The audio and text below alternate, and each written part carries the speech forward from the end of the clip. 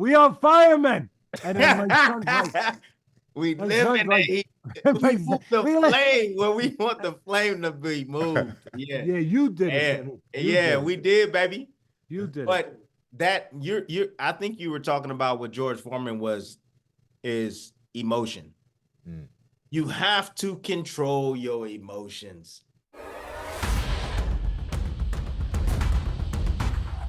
Welcome, ladies and gentlemen, to Boxing Scenes, top stories only on ProBox TV, your boxing channel. I am George D. Metellus. Quick reminder to download the ProBox TV app, where apps are available to get the full ProBox TV experience, which includes a couple of Hall of Famers today here on Top Stories. We have Hall of Fame trainer Teddy Atlas and Hall of Fame boxer and ESPN analyst Tim Bradley joining us here on Top Stories, TNT edition of Top Stories. Well, this Wednesday marks the 50th anniversary of one of the most iconic fights in boxing history and iconic sporting events in history. Muhammad Ali regained the heavyweight title with an 8th-round knockout of George Foreman on October 30th, 1974, using his rope-a-dope tactic in the Rumble in the Jungle to pull off, at that time, a massive upset in Kinshasa, Zaire. Now, the victory for Ali served as the ultimate vindication after his stance against the Vietnam War caused a 3-year absence from the ring. The event was delayed 2 months while Foreman healed from a training cut. And in 1996, a great documentary was released, When We Were Kings, went on to win an Academy Award for Best Documentary about that fight and the events surrounding the Rumble in the Jungle. All right, Teddy, what do you recall of watching that fight? And can you elaborate on the master class Ali put on in the ring with that rope-a-dope tactic? I remember the first thing I remember. First of all, the first thing it makes me think about is what Timmy was talking about earlier, that I'm getting old. I'm getting old. Come on, coach. Like fine wine, coach, though, but like fine wine, you know. Well, thank God for Timmy. He found a little black hair I still have. Thank God for him. Not much, but a little bit. Something to salvage. Listen, the first thing I think about is Cus D'Amato. Obviously, he was my mentor, and I lived with him for almost 8 years up in Catskill, training fighters and learning a lot from him, and a lot about life, a lot about boxing. But Cus was Ali's mentor, and Ali called Cus, and he said, "Cus, I remember." He said, "Cus, everybody around me thinks basically I'm gonna get killed. Everybody around me, and he was showing some of his humanness, Ali, like, as confident as he was, as strong as he was, and Tim knows this. That's what separated him, not just the speed, and he didn't have the speed he used to have, at that point in his career, but he had the mental toughness, he had the belief, he had the fortitude, he had the most important traits that you can have, the X factors. And without those, the other things don't mean so much. And so he called Cus and he said, these guys, they basically think I'm going to a funeral. And what do you say, old man? He used to call Cus the professor, sometimes refer to him lovingly as the old man. And Cus said, look, this guy does not respect you. This guy is a bully right now in his life. Foreman changed that. He came back. I have all the respect for Foreman. He came back that in his second life, 10 years later. But at that point, he was prototypical bully. And Cus said to him, look, he doesn't respect you. He thinks he's going to walk through you. He thinks you're going to run from him.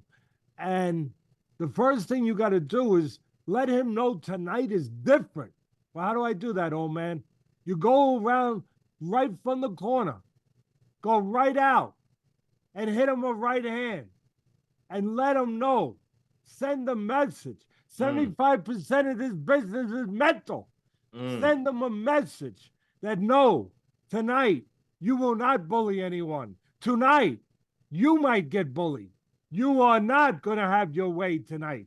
And that, if you watch it, you see Ali went out there, he threw a right hand and he hit him with a right hand, and he did send a message. And then, of course, it went the way it went. So that's the first thing I think about. And the other thing I think about is You know, I got 4 grandkids. I was talking to Timmy about that before, and we read children's books. And one of them was the Dragon Slayer. Ali was the Dragon Slayer. You know, he should do children books. It would be tremendous. I'd get him for my grandkids. You know, he was the Dragon Slayer. He was the man who, you know, he went and he beat the boogeyman. He beat the real boogeyman. He's the guy who showed you there are no boogeymen. You know, he came in there when the kids were crying and he put the light on and he said, look, look, look, there's nothing in the closet. It's just a shadow. It's just a shadow. There's no boogeyman. And he showed the world that there's really no boogeyman. As big as George was, as strong as George was, there's no boogeyman. There's nobody with an S on their chest. You can, you know, there's nothing that you can't deal with if you understand that. So I think he taught us all. He taught us all. He reminded us all of such things, of such important things in life, and that sometimes we get beat before we even start the fight. And that's one thing Ali did not allow to happen. He did not get beat before the start, even though the people around him, to be quite frank, were already a little bit beaten. Not Ali. And the last thing that I took from it was he reinvented himself that night. You know, that we should not fool ourselves. Cuz used to tell me before the layoff, when he was forced, as you said, you know, to be exiled from boxing for not going into the Vietnam War. Before that, Cuz used to say, Teddy, the only time you touch Ali is when the referee makes you touch gloves before the bell rings at the beginning of the fight. Otherwise, after that, you don't see the man. He's so fast, he moves, he's so mobile. We had never seen anything like that before. That wasn't him. Now he was a guy that you could hit. Now he was a guy who was in front. Now he showed the great will, the great chin, not the great speed, not the great reflexes, not the great timing, but the great will, which is so important and even more important. And then, like I said, the great chin, which at the end, he paid a price for. Yeah, he paid a price for that in the end, but it allowed him to be great that night. It allowed him to be great that night. And that's what I take away from it, that, you know, he could not move on him. You know, he's so smart and so cleverly said, I invented the rope-a-dope. What a smart man. But in reality, he couldn't use his legs for 15 rounds. He understood that. And he also understood the mental part, that he could break down this guy. That if this guy didn't get his way, like Cuz told him, if he didn't get his way, he would start to doubt himself. And Foreman had never been made to doubt himself before. Never, never. And he was made to doubt himself, to realize that he was human, to realize that night he wasn't a boogeyman. Yeah, Tim, what do you make of how the outcome of that fight and the whole ambiance surrounding the Rumble in the Jungle changed and impacted boxing? Well, it was monumental for boxing, to be honest with you. You know, my coach, is good to see you, coach. Really good to see you. Yeah. Good to be with you, Timmy. Absolutely, man. You know, thinking about George Foreman back in the days, man. I wasn't even born then when this fight when this fight happened. But thinking back, going back and looking at research and history, he was an unstoppable force, man. He looked like an unstoppable force. You know, the amount of power that he had in every punch, the way he went about his business inside the ring, the way he fought Frazier, the way you look at the way Ali fought Frazier, it was night and day. You know, George Foreman, you know, almost decapitated his head and put it in the front row when he hit him with that uppercut. But man, I'm telling you, Ali, I would say, showed us that it's about this. And I tell people that all the time. You said it's 75% mental. I say it's 90% mental, coach. I'm going to tell you, because, you know, that doubt always creeps in, and you got to push that doubt away, you know, during the week of the fights, even, you know, right as you're stepping into that ring, man, the doubt is always there. And Ali had a way of eliminating that doubt. He had a way of showing his greatness through his performances. Not only through his performances, but also, you know, the way he was able to manipulate the fighters beforehand. through the lead up of the fights, how you get under their skin, psychological warfare. It's a part of boxing.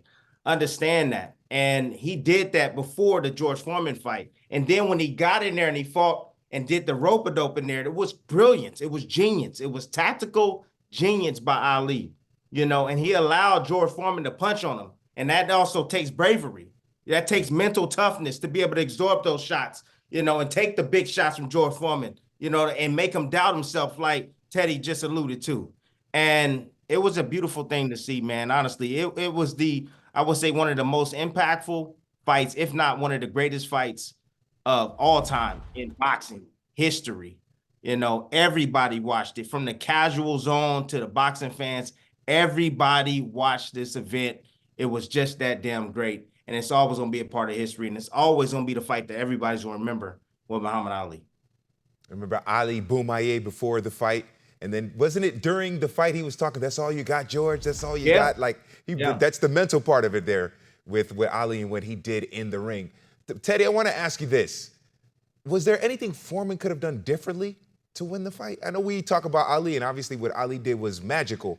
But on the Foreman end, could he have done anything to win the fight and turn the result in his favor?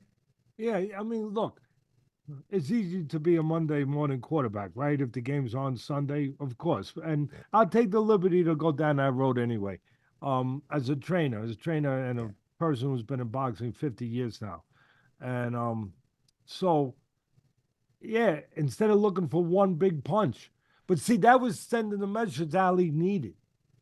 He was saying, I'm desperate. I need one punch to get rid of you.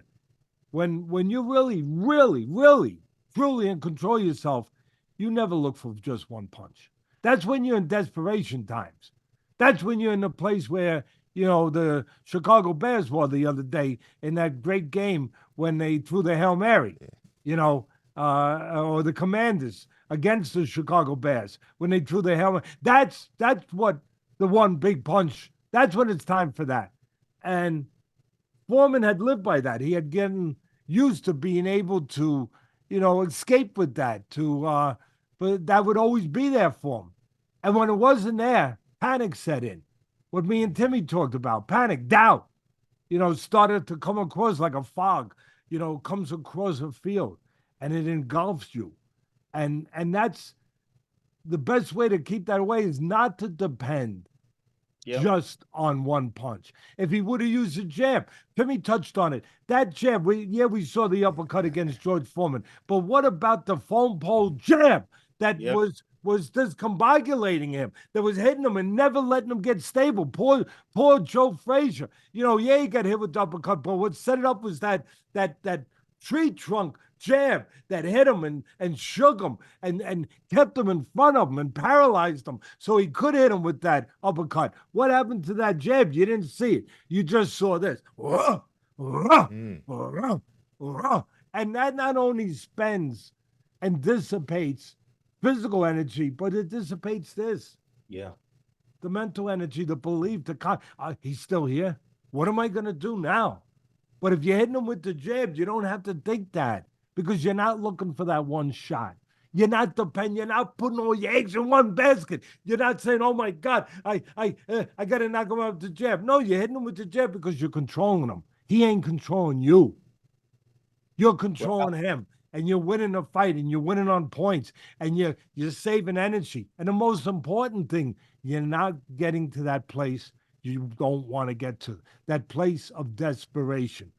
George Foreman came back. I'll finish with this. Yeah.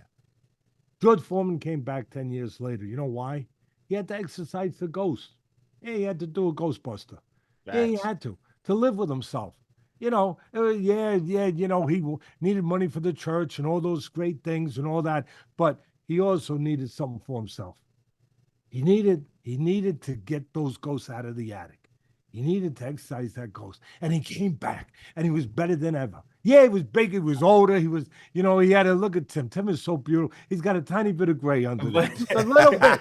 Just a little bit. But Ali ruined him for a minute, man. George came back. George came back. He had a little bit of gray, but, he hit it a little bit. He did all, but he wasn't, people said, oh, he was better. No, he wasn't better athletically. He really wasn't.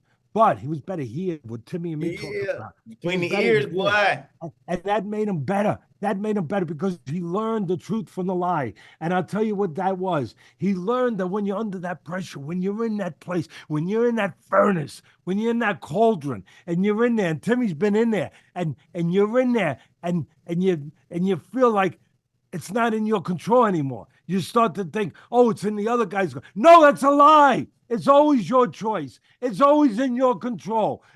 Until you give up that choice. And George came back 10 years later and was greater than ever. You know why? He learned that. And he learned that it was his choice. And he never gave that choice up again. Never. We are firemen. There you are. Let's That's right. go, coach. We are firemen. We That's live right. in the heat. That's right. There he is. Yeah.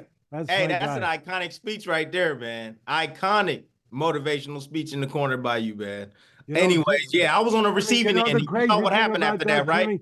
Only Good. since you brought it up. You know the crazy thing about that? You were But talking earlier. You said, Coach, I've been following some of your stuff, yeah, in Saudi Arabia, all that stuff. So yeah. my son still thinks about you and still says to me, like we get off the plane, we get to Saudi Arabia, halfway around the world, Saudi Yeah. Arabia, right? Yeah. And all of a sudden somebody had yelled to him, "We are firemen!" And then my son's like, We my live son's in the like, heat. my We son- move the we li- flame where we want the flame to be moved. Yeah. yeah, you did it, Yeah. Timmy. Yeah, we did, baby. You did it. But that I think you were talking about what George Foreman is emotion. Mm.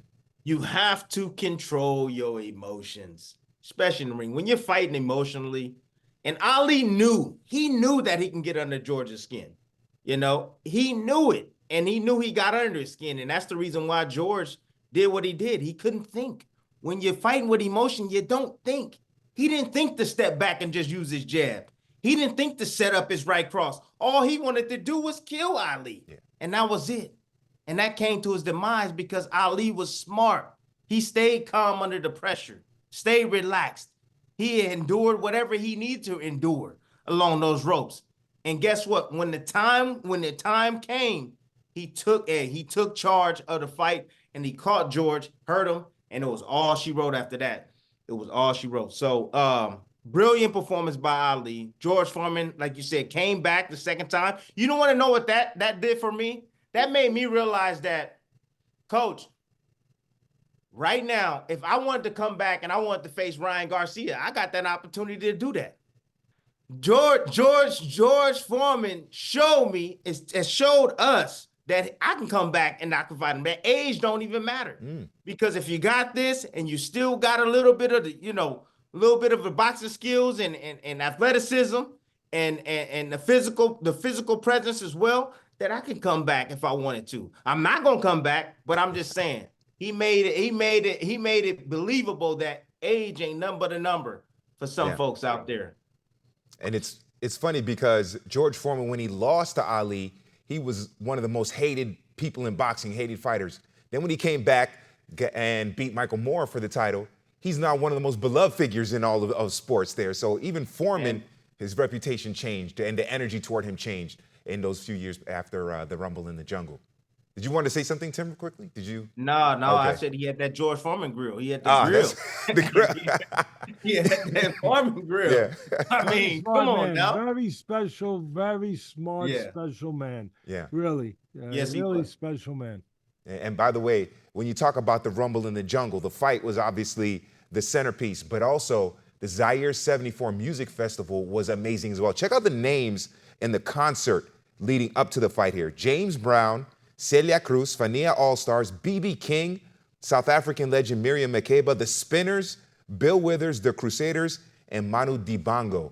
I mean, that is an all-star Hall of Fame musical lineup as well. I mean, that whole event from the fight, the Zaire 74 Music Festival to the fight was memorable. And I don't know if we'll ever have anything like that again in the history, maybe of humanity of sports. But what a time it was. And I guess happy anniversary, October 30th, 1974, to the Rumble and the Jungle. And any other great anniversaries in boxing, we will have them here and cover them for you here on Top Stories.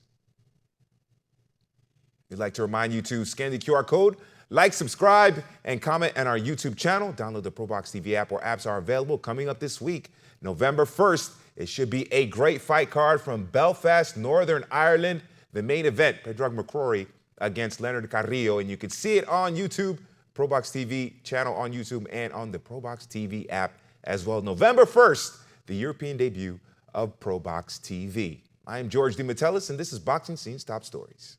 November 1st, ProBox TV makes its European debut in collaboration with Conlan Boxing. This stacked card starts with hometown fighter Padraig the Hammer McCrory returning to the ring to take on the hard-hitting Colombian Leonard Carrillo. And in the co-main, the UK's Robbie Davies Jr. clashes with former two-weight world champ Javier Fortuna of the Dominican Republic. Live from the SSE Arena in Belfast, Northern Ireland. For more ProBox TV, scan the QR code on the screen or go to the App Store and Google Play. ProBox TV, your boxing channel.